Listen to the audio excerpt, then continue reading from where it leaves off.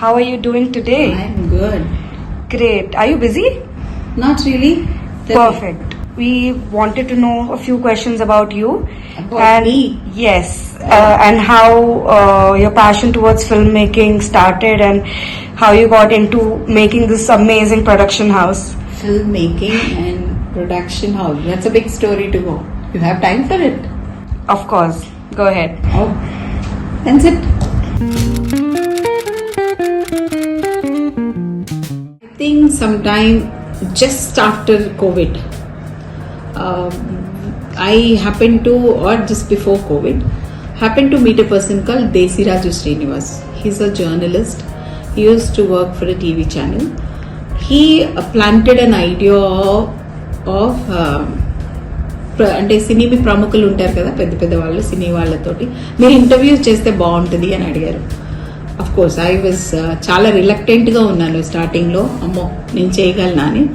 But ఆయన చాలా encourage చేసి నువ్వు మీరు చేయగలరు, ట్రై చేయండి అని. అలా నేను ప్రముఖులతో మాట్లాడటం మొదలుపెట్టాను. అందులోంచి నేను ఫస్ట్ మాట్లాడింది ఆమని గారు అనుకుంటాను. ఆ తర్వాత had a wonderful opportunity. In fact, I can never forget that opportunity to meet K. Vishwanath garu, and then Kota Srinivas Rao garu, then Babu Mohan garu, and then Vijay Shanti garu, and then R.P. Patnaik garu. అలా చాలా మందిని interview చేశాను. ఆ చేస్తున్న టైంలో నా discussion with them, వాళ్ళతో సంభాషణలు, వాళ్ళతో మాట్లాడిన ఎన్నో, తెలుసుకునే ఎన్నో విషయాలు, they really gave me a lot of interest towards knowing film. Maybe that is when I realized cinema ante naaku chaala pichi undi, which was completely hidden. ఇంతకు ముందు ఎక్కడో దాగుంది అన్నది అప్పుడే రియలైజ్ అయ్యాను. ఆ తర్వాత నుంచి సినిమాల గురించి తెలుసుకోవాలని, అసలు సినిమా అంటే ఏంటి, ఎలాంటి సినిమాలు ప్రేక్షకులు అభిమానిస్తారు, ఆదరిస్తారు, ఇలా తెలుసుకోవాలని నా రీసెర్చ్ బ్యాక్గ్రౌండ్ మైండ్ తోటి ఇంకొకసారి ఆలోచించి, కొంచెం హోంవర్క్ చేసి, కొంచెం రీసెర్చ్ చేసి ఏదో ఒకటి తెలుసుకోవాలని అనుకుంటా మొదలుపెట్టింది నిజానికి అప్పుడే.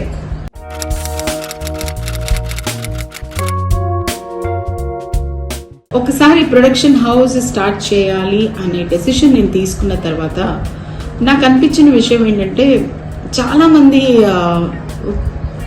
కథలు చెప్పాలని ఉంటుంది, కథలు డైరెక్ట్ చేయాలని ఉంటుంది, సినిమాలు తీయాలని ఉంటుంది, పెద్ద పెద్ద డైరెక్టర్లు అయిపోవాలని ఉంటుంది. కానీ వాళ్ళందరికీ ఆపర్చునిటీస్ రావడం అనే పరిస్థితి వచ్చేసరికి వాళ్ళకి బాగా తెలిసిన వాళ్ళు ఎవరైనా ఉండాలి, లేకుంటే కాంటాక్ట్స్ పెద్ద పెద్ద వాళ్ళు, లేకుంటే అప్రోచ్ అవ్వడానికి కనీసం ఒక అపాయింట్మెంట్ దొరకడానికన్నా హెల్ప్ చేయగలిగే మిత్రుల్లో ఉండాలి.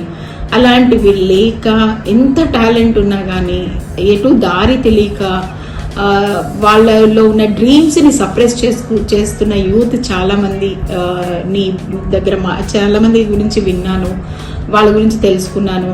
ఐ ఫెల్ట్ నా ప్రొడక్షన్ హౌస్ స్టార్ట్ చేయడం అంటూ జరిగిన తర్వాత నేను కేవలం కొత్త డైరెక్టర్లకి మాత్రమే అవకాశం ఇవ్వాలి. అఫ్ కోర్స్ కమర్షియల్గా ఆలోచించినప్పుడు వాళ్ళు చెప్పే కథ, వాళ్ళు తీసే విధానం, నాకు నెరేట్ చేసే విధానం, అవన్నీ కూడా మ్యాటర్ అవుతాయి. సో అలా సెలెక్ట్ చేయడం కోసమే నేను ఎప్పుడైతే ప్రొడక్షన్ హౌస్ స్టార్ట్ చేశానో మై ఫస్ట్ ఆబ్జెక్టివ్ ఏంటి అంటే ఓన్లీ న్యూ డైరెక్టర్స్. నేను వాళ్ళతో మాత్రమే సినిమాలు తీస్తాను.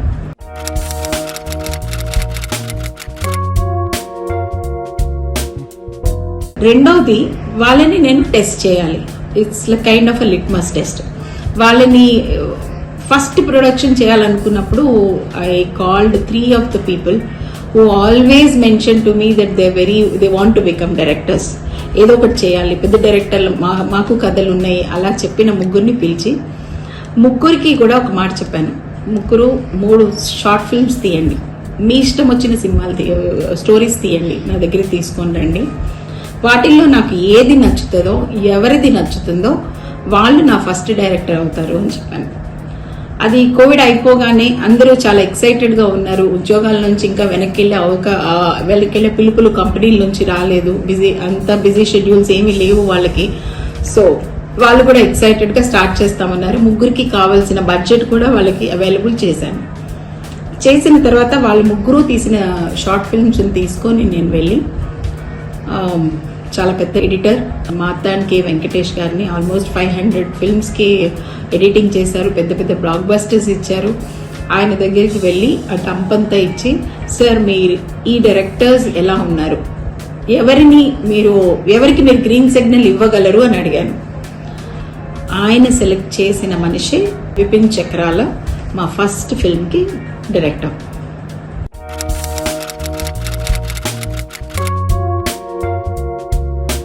నా మొదటి ఆబ్జెక్టివ్ కొత్త డైరెక్టర్ అయితే, నా రెండవ ఆబ్జెక్టివ్ ఏంటి అంటే, మొదటి 3 సినిమాలు, కనీసం 3-4 సినిమాలని కళలకి రిలేటెడ్గా, కళాకారులను ప్రోత్సహించేలాగా, కళాకారులకి రిలేటెడ్గా సినిమాలు తీయాలన్నది నా కోరిక.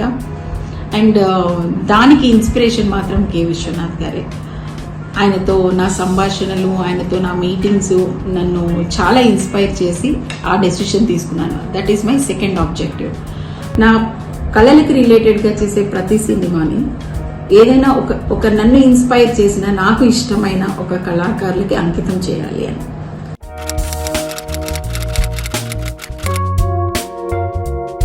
నా ఈ మొదటి సినిమాని భాషా ప్రావీణ్యులు, పదాలతో మన అందరినీ కూడా మైమరిపించేసి, అసలు తెలుగులో ఉండే ఇన్ని పదాలు ఉన్నాయా అనిపించేలాగా మనల్ని చేసి, ఎంతో మన మనసులకు దగ్గరైనటువంటి పద్మశ్రీ శ్రీ సిరివెన్నెల సీతారామ శాస్త్రి గారికి ఈ నా మొదటి ప్రొడక్షన్ 1ని అంకితం చేయాలనుకుంటున్నాను. నాకు సిరివెన్నెల సీతారామ శాస్త్రి గారితో పరిచయం కలగటానికి ముఖ్య కారకులు, నాకు ఆ పరిచయ భాగ్యాన్ని కలిగించిన ముఖ్యమైన వారు శ్రీ కళ్యాణి మాలిక్ గారు. నేను ఎప్పుడూ రుణపడే ఉంటాను. కొన్ని రుణాలు తీర్చుకోలేనివి, అందులో ఇది కూడా ఒకటి. అందుకే మీ రుణం తీర్చుకోలేను, కానీ ఇలా మీకు నా ధన్యవాదాలు మాత్రమే చెప్పుకోగలను కళ్యాణి గారు.